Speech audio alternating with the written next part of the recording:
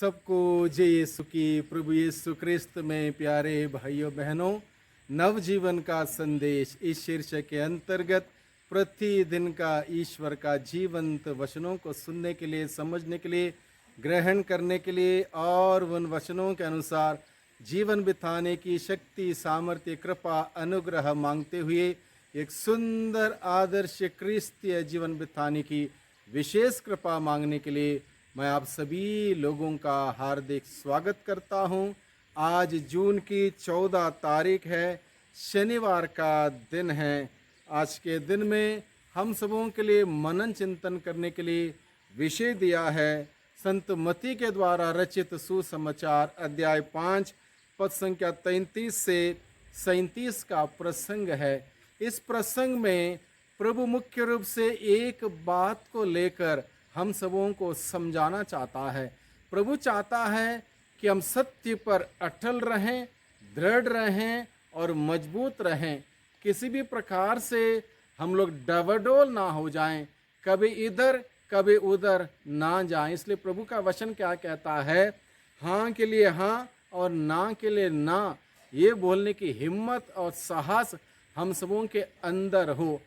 लेकिन क्या होता है, बहुत बार हम लोग कभी हाँ कभी ना, अपने अपने फायदे के लिए हम लोग अपनी जुबान पलटते हैं।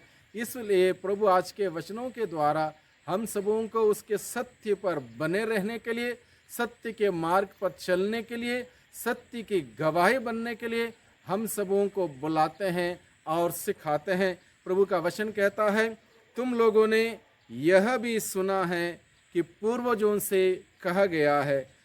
पुराने ज़माने की नियम का उल्लेख करते हुए प्रभु आज के परिवेश में, आज के दिन में हम सबों को कैसे जीवन व्यतीत करना है, कैसे एक सुंदर पवित्र जीवन बिताना है, इस बात को प्रभु समझाना चाहते हैं। इसलिए प्रभु क्या कहता है? झूठी शपथ मत खाओ, प्रभु के सामने खाई हुई शपथ पूरी करो। ये क्या था? पुराने विधान में ऐसी बात थी, तुम लोगों ने सुना भी है और पूर्वजों से कहा गया है, झूठी शपथ मत खाओ, प्रभु के सामने खाई हुई शपथ पूरी करो। यानी कि शपथ भी खा सकता था और उसको पूरा भी करो, पूरा नाम भी करो, तब भी चल सकता था। ऐसी बात विद्यमान थी। लेकिन प्रभु क्या कहता है? परंतु मैं तुमसे कहता हूँ। प्रभु क्या कहता है? मैं तुमसे कहता हूँ, शपथ कभी नहीं खानी चाहिए। किसी भी बात को लेकर शपथ नहीं खानी चाहिए, ना तो स्वर्ग की, क्योंकि वह ईश्वर का सिंहासन है, ना पृथ्वी की, क्योंकि वह उसका पाँवदान है, ना यरूशलेम की, क्योंकि वह राजाधिराज का नगर है, और ना अपने सिर की, क्योंकि तुम इसका एक भी बाल सफ़ेद या काला नहीं कर सकते।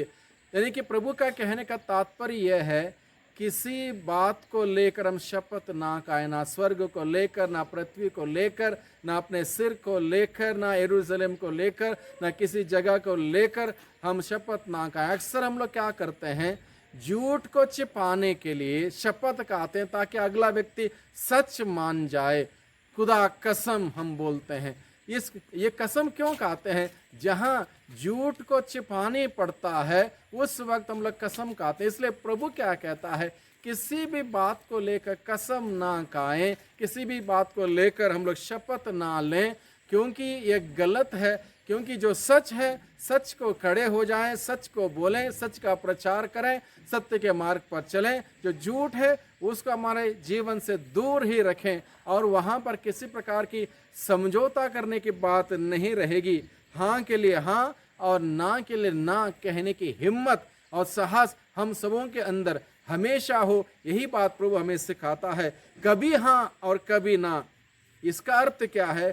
कभी हम लोग हाँ बोलते हैं, कभी ना बोलते हैं। एक ही बात के लिए कभी हाँ, एक ही बात के लिए कभी ना, यानी कि कभी हाँ और कभी ना, ये गलत है। यानी कि इसका मतलब क्या है? सत्य को छुपाना। कभी हाँ कभी ना मतलब सत्य को छुपाना।